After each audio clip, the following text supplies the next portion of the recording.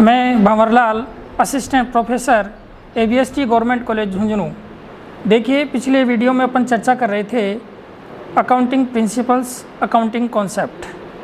तो देखिए, विभिन्न विद्वानों ने अकाउंटिंग जो कॉन्सेप्ट है उनको विभिन्न नामों से पुकारा है, जिसमें जैसा कि general accounting, general accepted accounting principles, assumptions, axioms और पोस्टुलेट्स।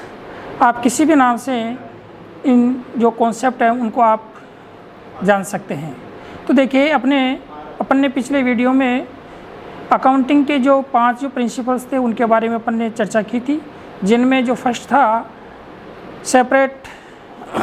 सेपरेट एंटिटी, पृथक अस्तित्व की अवधारणा। दूसरा जो था उसमें मनी मेजरमेंट कॉन्सेप्ट। थर्ड था गोइंग कंसर्न कॉन्सेप्ट और फोर्थ था कॉस्ट कॉन्सेप्ट और ड्यूअल एस्पेक्ट कॉन्सेप्ट। तो देखिए, आज अपन आगे चलते हैं, अकाउंटिंग के जो प्रिंसिपल्स हैं उनमें अपन आगे बढ़ते हैं। तो देखिए,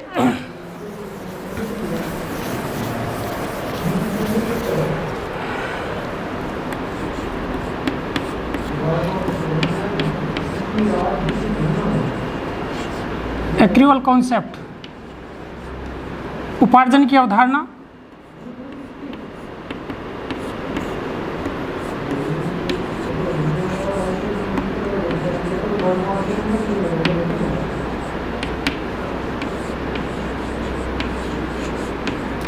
realisation concept,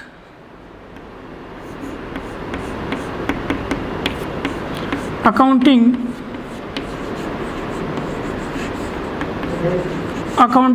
period concept,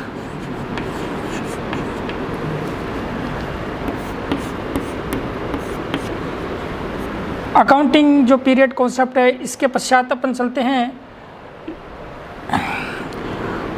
convention of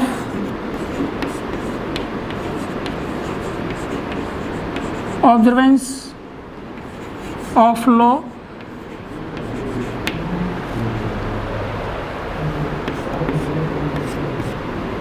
matching concept,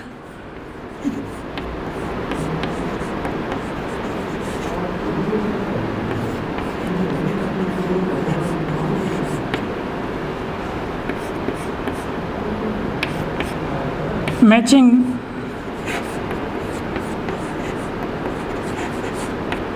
concept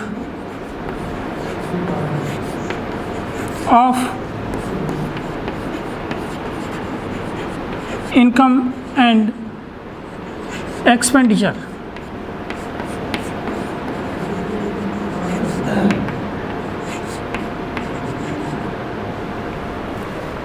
इसके पश्चात accrual concept, realisation concept, accounting period concept, convention of observance of law और मैचिंग कॉन्सेप्ट और matching concept of income and expenditure. और लास्ट की जो कॉन्सेप्ट है वो है बैलेंस शीट,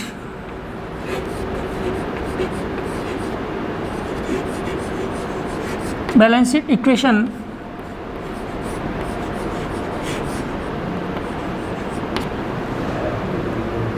कॉन्सेप्ट। तो देखिए, अपन एक एक जो कॉन्सेप्ट है उनके बारे में चर्चा करते हैं। तो देखिए, एक्रूअल कॉन्सेप्ट, उपार्जन की अवधारणा। ये जो उपार्जन की जो अवधारणा है, इसका जो संबंध है वर्ष से है कि किन एक्सपेंसेस को और किन इनकम को उपार्जित माना जाए। तो देखिए, इसका जो आधार जो रहेगा वो रहेगा अकाउंटिंग पीरियड या केवल पीरियड या वर्ष।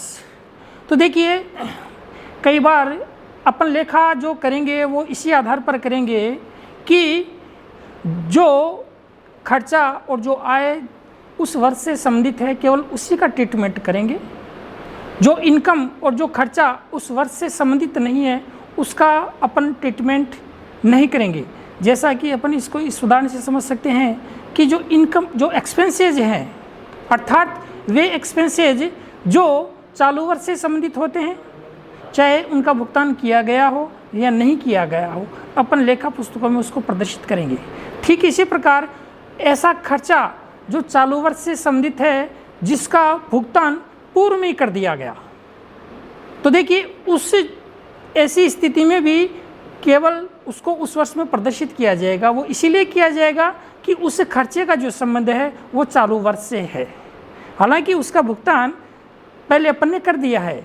इसी प्रकार एक खर्चा इस प्रकार का जो चालू वर्ष से संबंधित है और जिसका अभी तक भुगतान नहीं किया गया है, क्योंकि इसका जो संबंध है वो चालू वर्ष से है, इसलिए उसको इसमें प्रदर्शित किया जाएगा।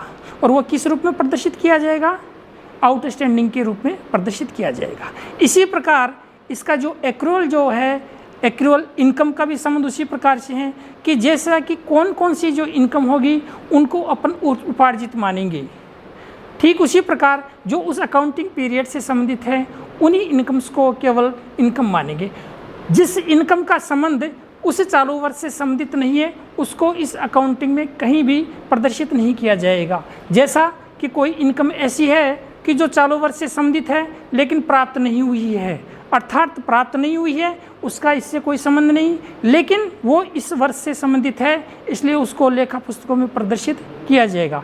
इसी प्रकार कोई इनकम इस प्रकार की है कि जो चालू वर्ष से संबंधित है लेकिन वो प्राप्त नहीं हुई है, लेकिन इसका भी जो ट्रीटमेंट करेंगे अपन इसी अकाउंटिंग ईयर में करेंगे। वो इसलिए करेंगे कि वो अकाउंटिंग जो इनकम है वो चालू वर्ष से संबंधित है। इसी प्रकार एक इनकम जो चालू वर्ष से संबंधित है लेकिन वो पूर्व में प्राप्त हो गई है, तो देखिए इस इनकम को भी अपन चालू वर्ष में ही सम्मिलित करेंगे, क्योंकि ये जो इनकम है वो चालू वर्ष से संबंधित है, इसलिए उसको इसमें प्रदर्शित किया जाएगा, चाहे वह पूर्व के वर्षों में ही प्राप्त क्यों नहीं हो गई हो। इसी अवधारणा को एक दूसरे रूप में भी बताया गया है। वो इस रूप में बताया गया है कि उपार्जन कब माना जाएगा। तो देखिए जब किसी भी लेन देन, व्यवहार या प्रविष्टि से उसकी पूंजी में किसी प्रकार का प्रभाव पड़ता है, अर्थात पूंजी में वृद्धि होती है या कमी होती है, तो वो निश्चित रूप से उसका उपार्जन माना जाता है। और यदि उसका पूंजी खाता अप्रभावित रहता है तो उस स्थिति के अंदर पूंजी में किसी प्रकार की वृद्धि नहीं मानी जाएगी, अर्थात उसका उपार्जन नहीं माना जाएगा। जैसा कि अपन एक उदाहरण से समझेंगे कि एक व्यवसाय के द्वारा 6 लाख रुपए की रकम उधार में प्राप्त की, 6 लाख रुपए उधार में प्राप्त हुए, इसलिए रकम तो प्राप्त हुई है लेकिन उससे पूंजी खाता प्रभावित नहीं हुआ है, क्योंकि वो जो राशि प्राप्त हुई है वो एक लोन के रूप में प्राप्त हुई है, ऋण के रूप में प्राप्त हुई है। इसके लिए एक तरफ जो संपत्ति पक्ष है उसमें तो कैश में वृद्धि होगी, लेकिन जो दूसरा जो दायित्व खाता है, दायित्व जो पक्ष है, उसमें केवल एक्सटर्नल जो लायबिलिटीज है उसी में वृद्धि हुई है और पूंजी खाते में किसी प्रकार का प्रभाव नहीं पड़ा है।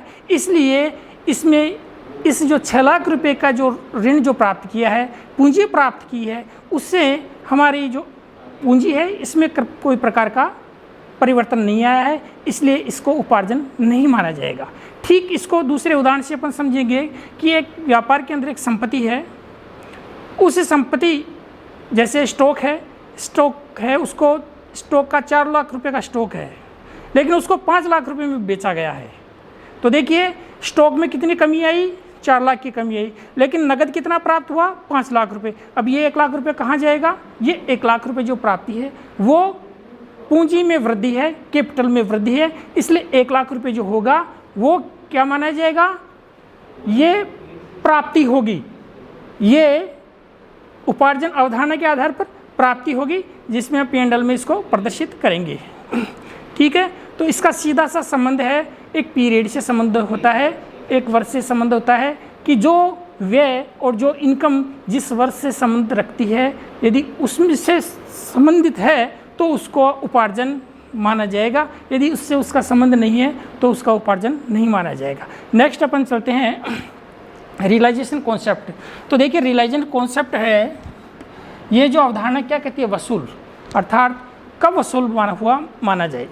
देखिए कई जो ट्रांजैक्शन है वो कैश में होते हैं, तो देखिए कैश में जो ट्रांजैक्शन होते हैं तो उस स्थिति के अंदर जब नकद प्राप्ति हो जाती है, माल की सुपुर्दगी कर दी जाती है, तो उस समय वो ट्रांजैक्शन पूर्ण माना जाता है। कहने का आशय यह है, इसका भी संबंध एक समय से है कि जिस समय नकद प्राप्त हुआ है और वस्तु की सुपुर्दगी दे दी गई है तो उस स्थिति को इसका लेखा किया जाएगा।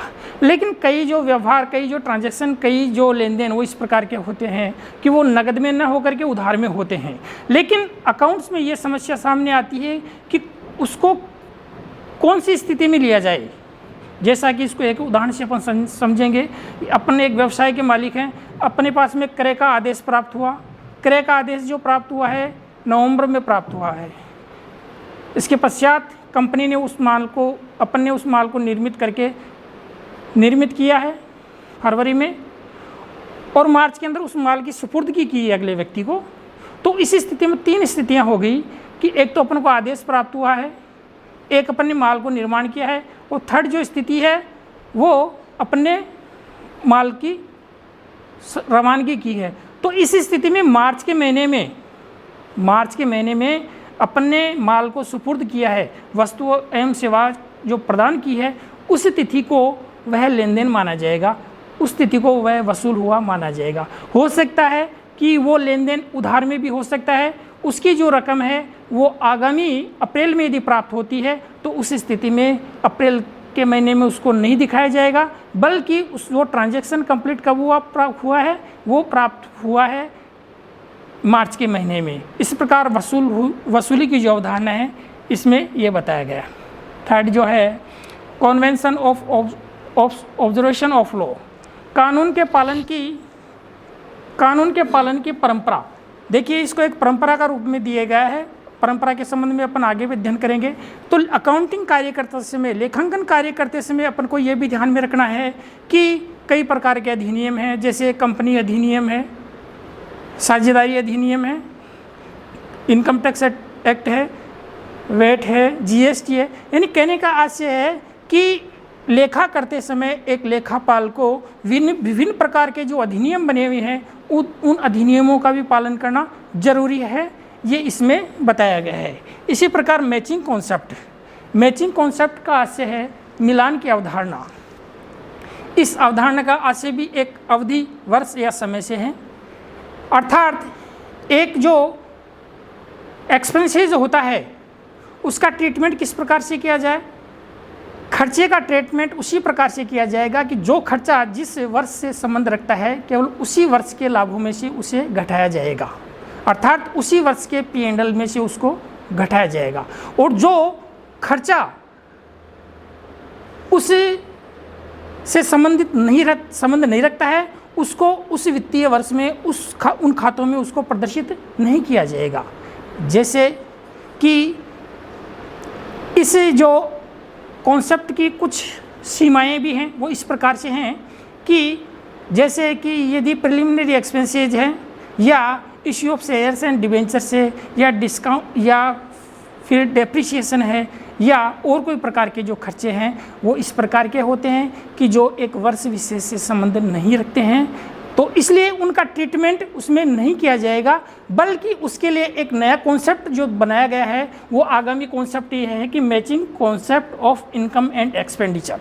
उसमें यही बताया गया है कि उसी व्यय का केवल वही पार्ट केवल उस वर्ष के वित्तीय विवरणों में से घटाया जाएगा, P&L में से कम किया जाएगा, जिसकी उपयोगिता हमें प्राप्त हुई है या जिससे लाभ में वृद्धि हुई है। उदाहरण के लिए जो अभी मैंने आपको बताया कि कुछ सीमाएं हैं, कुछ कमियां हैं, तो इसमें जैसे डेप्रिसिएशन है, तो डेप्रिसिएशन जैसे 5 लाख रुपए है तो 5 लाख रुपए उसको डेप्रिसिएशन एक साथ नहीं घटाएंगे, बल्कि उस वित्तीय वर्ष में जितना डेप्रिसिएशन अपन कर रहे हैं उसका केवल वो पार्ट ही केवल उसमें से कम किया जाएगा। कहने का आशय उस वित्तीय वर्ष में केवल उस खर्चे का उतने ही पार्ट को केवल घटाया जाएगा कि जो उसके प्रॉफिट में उस वर्ष में वृद्धि की है। तो इस प्रकार से जो 4,50,000 रुपये जो डेप्रिसिएशन है वो आगामी वर्षों में उसमें से घटाया जाएगा। ये है matching concept and income and expenditure. इस प्रकार एक बैलेंस शीट इक्वेशन कॉन्सेप्ट और है। तो इसमें क्या है, पहले भी मैंने आपको बताया था कि प्रत्येक जो व्यवहार होता है, लेन देन होता है, उसका दो जगह प्रभाव होता है, एक तो डेबिट में और एक क्रेडिट में। इसको इस प्रकार समझ लीजिए कि संपत्ति और दायित्व है।